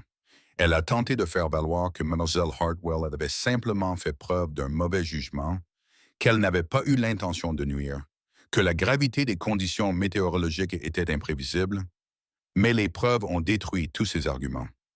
Les bulletins météorologiques montraient que la tempête de neige avait été prévue. Les témoignages médicaux ont prouvé que le danger était immédiat et évident.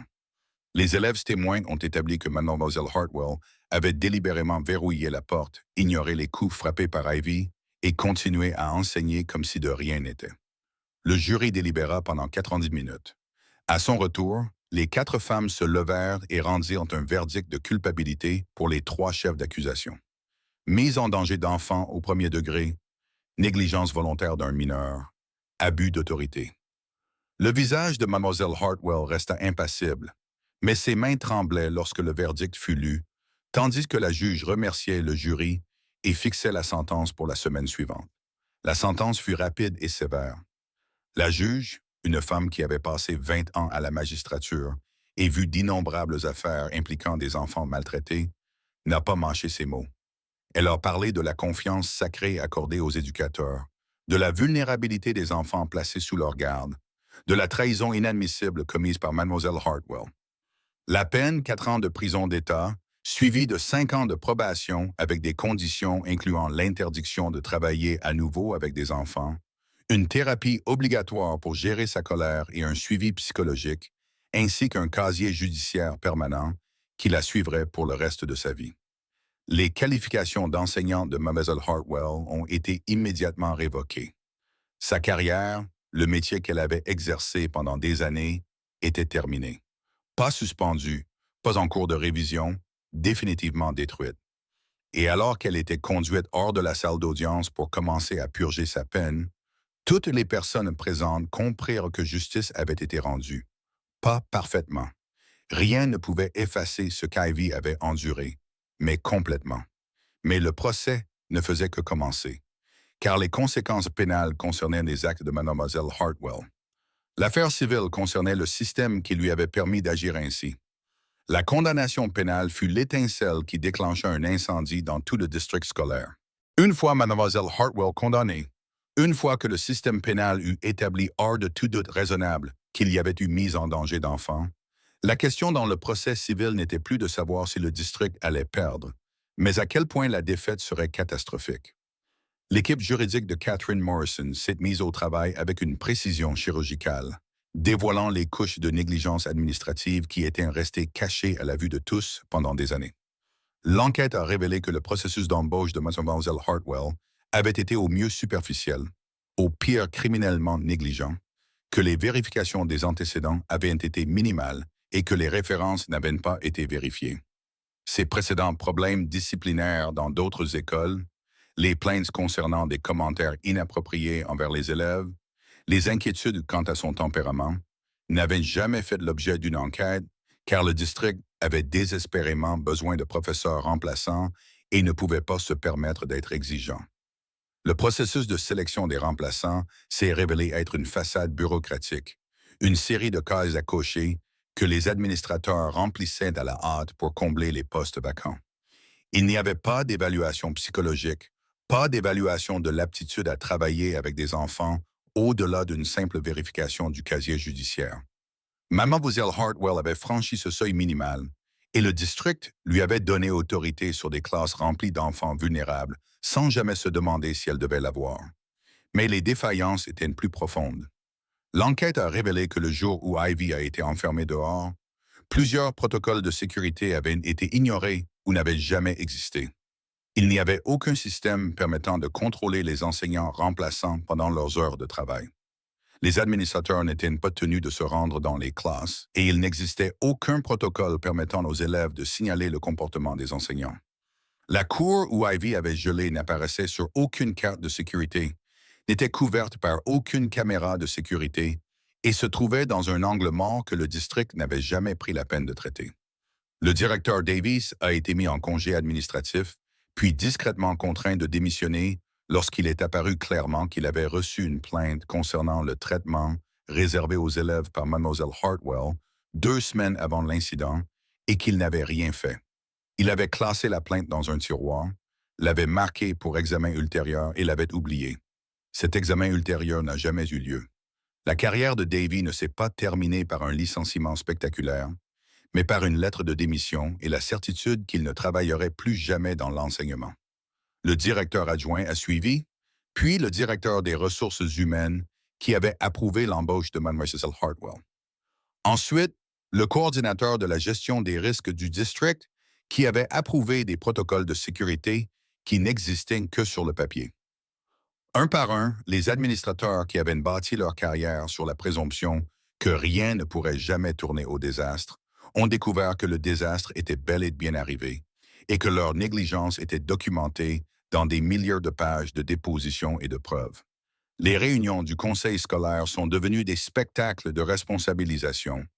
Les parents ont envahi l'auditorium pour exiger des réponses, des changements et l'assurance que ce qui était arrivé à Ivy n'arriverait jamais à leurs enfants. Les membres du conseil, réalisant l'énormité de la responsabilité qui leur incombait, ont commencé à sacrifier les administrateurs dans une tentative désespérée de sauver leur propre poste. L'unité de la protection bureaucratique s'est effondrée sous le poids de l'indignation publique et de l'exposition juridique. Le règlement financier, lorsqu'il a finalement été conclu, est entré dans l'histoire de l'État. Catherine Morrison avait demandé 12 millions de dollars dans sa plainte initiale. La compagnie d'assurance du district, après avoir examiné les preuves, l'opinion publique et l'absence totale de position défendable, a recommandé un règlement à 15 millions de dollars, juste pour que l'affaire soit classée. Le montant final négocié après des semaines de médiation s'est élevé à 18,4 millions de dollars. Il s'agit du plus important règlement de l'histoire de l'État pour une affaire impliquant un seul élève. Mais l'argent, bien que significatif, n'était pas la victoire pour laquelle Catherine et Razor s'étaient battus. Les véritables changements sont venus des réformes politiques qui sont devenues obligatoires dans le cadre du règlement. Tous les enseignants remplaçants du district devaient se soumettre à une évaluation psychologique et à une vérification approfondie de leurs antécédents. Des systèmes de surveillance des salles de classe devaient être installés. Des lignes téléphoniques anonymes devaient être mises en place pour les élèves. Une formation obligatoire sur la sécurité des enfants et les mesures disciplinaires appropriées devaient être dispensées. Des protocoles exigeant la présence d'un administrateur pendant le remplacement devaient être mis en place. Des caméras de sécurité devaient couvrir toutes les portes extérieures et la cour. Ces politiques, initialement mises en œuvre dans un seul district pour régler un seul procès, se sont répandues. D'autres districts, terrifiés à l'idée d'être confrontés à une responsabilité similaire, ont adopté les mêmes normes. Les législateurs de l'État, répondant à la pression de leurs électeurs, ont présenté des projets de loi rendant bon nombre de ces mesures de sécurité obligatoires. En moins d'1 an, l'affaire Ivy avait remodelé la politique éducative dans tout l'État et créé des protections pour des centaines de milliers d'élèves qui ne connaîtraient jamais son nom, mais qui bénéficieraient de la responsabilité exigée par ses souffrances. Le district avait chuté, non pas détruit entièrement, mais fondamentalement transformé, contraint de se reconstruire en plaçant la sécurité et la responsabilité au cœur de ses principes fondamentaux plutôt que comme des considérations secondaires. Et à travers tout cela, à travers les licenciements, les accords et les changements de politique, À travers la couverture médiatique, les audiences législatives et la restructuration administrative, Razer est resté concentré sur une seule chose. Pas l'argent, pas les réformes systémiques, même s'il comprenait leur importance. Pas même la satisfaction de voir les responsables faire face aux conséquences. Razer ne se souciait que d'une seule chose, sa fille. La nouvelle école était différente dès le premier instant où Ivy en franchit les portes. L'école primaire Riverside se trouvait de l'autre côté de la ville. C'était un établissement qui avait acquis sa réputation non pas grâce à ses résultats scolaires ou à ses performances sportives, mais grâce à quelque chose de plus fondamental. Une culture qui célébrait la curiosité au lieu de la punir. Les enseignants comprenaient que les élèves brillants ne se mettaient pas en avant lorsqu'ils levaient la main, qu'ils ne manquaient pas de respect lorsqu'ils posaient des questions qui approfondissaient les leçons. L'intelligence était encouragée et non mal vue. Le transfert d'Ivy s'est fait discrètement, sans fanfare, même si son histoire l'avait précédé. La directrice, Mme Callahan, avait personnellement assuré à Razer lors de la réunion d'inscription qu'Ivy serait en sécurité ici, qu'elle serait appréciée ici, qu'elle ne serait plus jamais punie pour être exactement qui elle était censée être. Et Mme Callahan a tenu cette promesse de différentes manières, grandes et petites. De la sélection minutieuse du professeur d'Ivy aux conversations privées avec ses camarades de classe sur la gentillesse et l'inclusion avant le premier jour d'Ivy. Son nouveau professeur, M. Rodriguez, était un vétéran de 15 ans qui avait fait de sa classe un sanctuaire pour les élèves qui pensaient différemment, qui apprenaient plus vite, qui avaient besoin de plus que ce que le programme standard pouvait leur offrir. Il avait accueilli Ivy le premier matin avec une chaleur sincère et une question qui l'avait immédiatement mise à l'aise. J'ai entendu dire que tu t'y connaissais beaucoup en mécanique planétaire. Serais-tu prête à m'aider à préparer notre prochain module scientifique? Les élèves de sa nouvelle classe ne chuchotaient pas à son sujet et ne la traitaient pas comme si elle était fragile ou abîmée. Ils savaient qu'elle avait traversé une période difficile. Les enfants ne savent toujours plus que ce que les adultes pensent. Mais ils ont réagi avec la compassion simple dont les enfants sont capables lorsqu'on leur en donne l'occasion. Ils lui ont demandé si elle voulait rejoindre leur groupe de lecture, l'ont invitée à s'asseoir avec eux à l'heure du déjeuner, l'ont accueillie dans leur jeu pendant la récréation sans en faire toute une histoire. Et petit à petit, jour après jour, Ivy a commencé à guérir d'une manière qu'aucune séance de thérapie ni aucune victoire juridique n'aurait pu accomplir. Elle a recommencé à lever la main en classe sans hésiter. Elle a commencé à répondre aux questions sans se demander si ses connaissances seraient considérées comme de la vantardise.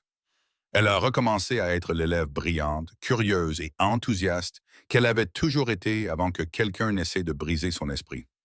2 mois après son transfert, M. Rodriguez a annoncé la foire scientifique annuelle. L'expression d'Ivy a changé, laissant apparaître quelque chose de complexe. L'intérêt se mêlait à un ancien traumatisme et Razer l'a immédiatement remarqué lorsqu'elle est rentrée à la maison cet après-midi-là. Ils en ont parlé pendant le dîner. Ivy a admis qu'elle voulait participer, mais qu'elle avait peur. Peur de faire le travail et de se le voir retirer. Peur d'être à nouveau punie pour avoir fait de son mieux. Razer a sorti son téléphone et lui a montré une photo qu'il avait conservée. Le projet scientifique original, le système solaire avec des planètes peintes à la main et des lumières LED sur lesquelles elle avait travaillé pendant 3 semaines. Le projet qui avait été enseveli sous la neige et endommagé par l'eau au point d'être irréparable. Tu as déjà construit quelque chose d'extraordinaire, lui a-t-il dit. Et quelqu'un a essayé de le détruire, mais il ne t'a pas détruit toi. Tu veux construire quelque chose de nouveau? Nous le construirons ensemble. C'est ce qu'Ivy fit. Elle a conçu un nouveau projet, plus ambitieux que le premier. Un modèle fonctionnel démontrant comment les forces de marée issues des interactions gravitationnelles pouvaient être exploitées pour produire de l'énergie renouvelable. Razer l'aida là où elle en avait besoin, mais il se contenta surtout d'observer, émerveillé comme toujours par le fonctionnement de son esprit, par sa capacité à rendre tangibles des concepts complexes. Cette fois-ci, elle travailla avec confiance, sans la peur qui la hantait depuis ce jour dans la neige. Le salon des sciences eut lieu un vendredi soir. Le gymnase était rempli de parents et d'élèves. Des expositions couvraient toutes les surfaces disponibles. Les enfants se tenaient fièrement à côté de leurs travaux. Et lorsque les juges eurent terminé leur tour, que les scores furent comptabilisés et les gagnants annoncés, le nom d'Ivy fut appelé pour la première place. Elle se dirigea vers l'avant du gymnase, accepta son ruban bleu et son certificat, et sourit, un sourire sincère et spontané que Razor n'avait pas vu depuis avant que tout ne se passe. Monsieur Rodriguez lui a serré la main et lui a dit, ainsi qu'à toutes les personnes présentes, que son projet démontrait non seulement une compréhension scientifique, mais aussi une capacité à résoudre des problèmes de manière créative qui dépassait largement le niveau scolaire, qu'elle pouvait être fière d'elle et que son intelligence était un don qui méritait d'être célébré. Et Ivy, tenant son ruban bleu, entouré d'applaudissements, a enfin recommencé à y croire. Elle est sortie du gymnase confiante, sereine, épanouie. La fille qui avait été punie pour son intelligence avait remporté la première place pour son génie. L'enfant qui avait été enfermé dehors dans le froid se tenait désormais au chaud et reconnu. Ses talents étaient enfin appréciés à leur juste valeur. C'était la rédemption. C'était de l'espoir. C'était Ivy qui se réappropriait son identité après le traumatisme qui avait tenté de la définir. Mais la protection réelle et durable, exigeait plus qu'une école bienveillante et des résultats scolaires.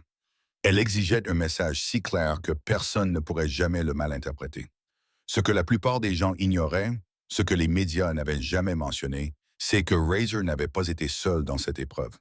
Dès l'instant où il avait porté Ivy à travers les portes de l'école, dès le premier coup de téléphone qu'il avait passé après son admission à l'hôpital, la confrérie s'était mobilisée. 300 Hells Angels, des frères issus de sections de 3 États différents, ont bien suivi le déroulement des événements avec la fureur protectrice qui s'empare de vous lorsque l'un des vôtres est victime d'une injustice. Ils étaient présents lors de l'arrestation, leurs motos alignées dans les rues autour de l'école, au post-call, les moteurs tournant au ralenti, les moteurs vêtus de cuir debout, les bras croisés, tandis que Mademoiselle Hartwell était menottée. Personne n'avait dit un mot. Aucune menace n'avait été proférée. Ils étaient simplement restés là, formant un mur silencieux dont la présence en disait plus long que n'importe quel discours. Ils avaient assisté au procès, remplissant la salle d'audience, arborant fièrement leurs couleurs, s'assurant que le juge, le jury et toutes les personnes présentes comprennent que cette affaire était importante, que cet enfant devait être protégé, que la justice n'était pas facultative. Et ils étaient là aujourd'hui, le jour où Ivy remportait la première place à son concours scientifique, rassemblés dans le parking de l'école, alors que la nouvelle se répandait parmi la confrérie que la fille de Razor avait retrouvé son génie, s'était présentée devant les juges et les parents et avait obtenu la reconnaissance pour être exactement celle qu'elle était censée être. 300 motos, Harley, choppers et modèles personnalisés ont envahi le parking de l'école primaire Riverside alors que le soleil commençait à se coucher, peignant le ciel de nuances orange et dorées. Ivy les a entendus les premiers. Ce grondement caractéristique, impossible à confondre une fois qu'on l'a entendu. Elle a regardé son père avec de grands yeux, et Razor a souri, l'a soulevé pour la mettre sur ses épaules et l'a portée dehors. Le spectacle qui s'offrit à eux était impressionnant. Des rangées de motos, des frères debout à côté de leurs engins. Tous étaient là pour une fillette de 8 ans qui avait survécu à quelque chose qu'aucun enfant ne devrait jamais avoir à affronter. Les moteurs vrombissaient à l'unisson, une déclaration tonitruante qui résonnait sur les bâtiments et se propageait dans le quartier. Ce n'était pas une menace, mais une promesse. Cet enfant est protégé. Cet enfant est précieuse. Cet enfant ne sera plus jamais seul face à la cruauté. Les parents qui quittaient le salon des sciences s'arrêtèrent pour regarder. Les élèves se pressèrent contre des fenêtres. Et Ivy, assise sur les épaules de son père, salua de la main une armée de protecteurs qu'il avait revendiqués comme leur propre enfant. L'un des frères, un homme nommé Bear, qui avait fait le trajet depuis 2 États plus loin, s'approcha de Razor et tendit à Ivy un écusson personnalisé, spécialement conçu pour elle. On pouvait y lire « Protégé par 300 » avec une petite aile d'ange brodée à côté des mots. Ivy le tenait comme un trésor, comprenant, comme le font les enfants, que cela signifiait quelque chose d'important, quelque chose de permanent. Le message était clair. Touchez cet enfant, faites du mal à un enfant sous la protection de cette confrérie, et vous en subirez les conséquences. Pas de violence. Ils n'avaient pas besoin de violence alors que justice avait déjà été rendue, mais de présence, de témoins, de la certitude que les actes répréhensibles seraient vus, documentés, poursuivis avec une détermination implacable jusqu'à ce que les responsables soient tenus pour responsables. Mademoiselle Hartwell avait appris cette leçon en prison. Le district scolaire l'avait apprise à travers une réforme politique et une ruine financière. Et tous ceux qui assistaient à ce moment, voyant 300 motos entourer une petite fille, le comprenaient désormais. Razor avait porté Ivy à travers une tempête de neige pour lui sauver la vie. La confrérie avait porté son souvenir à travers toutes les batailles juridiques pour sauver son avenir. Et debout là, au coucher du soleil, entouré du grondement des moteurs et de la solidarité des frères qui étaient devenus ses gardiens, Ivy était en sécurité. Vraiment en sécurité. Non pas parce que les personnes qui l'avaient entendue étaient parties, même si c'était le cas, mais parce qu'elle était entourée de protecteurs qui avaient prouvé qu'ils remueraient ciel et terre pour la protéger. Les moteurs ont vrombi une dernière fois, un cœur tonitruant qui ressemblait à un battement de cœur. Puis ils sont partis. 300 motos sont parties en formation, laissant derrière elles la promesse qu'elles avaient faite. Personne ne lui ferait plus jamais de mal. L'histoire d'Ivy s'est terminée par la justice parce qu'un père a refusé de rester silencieux, parce qu'il a documenté chaque échec, a exploré toutes les voies possibles pour obtenir justice et a monté un dossier si complet que le système n'a eu d'autre choix que de réagir. Mais elle s'est terminée par une protection, car 300 frères se sont rangés derrière ce père et derrière sa fille, s'assurant que le monde comprenne que faire du mal aux plus vulnérables a des conséquences. Si vous pensez que les enfants doivent être protégés et non punis pour leur intelligence, abonnez-vous. Commentez pour soutenir Ivy si vous êtes contre toute personne qui fait du mal aux enfants et partagez cette histoire, car le monde doit savoir que la cruauté envers les enfants ne restera jamais impunie. Les 300 Hells Angels s'en sont assurés, et le vrombissement de leur moteur résonne encore, nous rappelant que lorsque nous nous unissons, lorsque nous refusons d'accepter l'injustice, lorsque nous nous battons pour les sans défense avec tout ce que nous avons, nous pouvons changer le monde, un enfant protégé à la fois. Soutenez Ivy. Opposez-vous à ceux qui font du mal aux enfants. Et n'oubliez jamais que parfois la justice roule à deux roues et porte du cuir, mais c'est toujours la justice.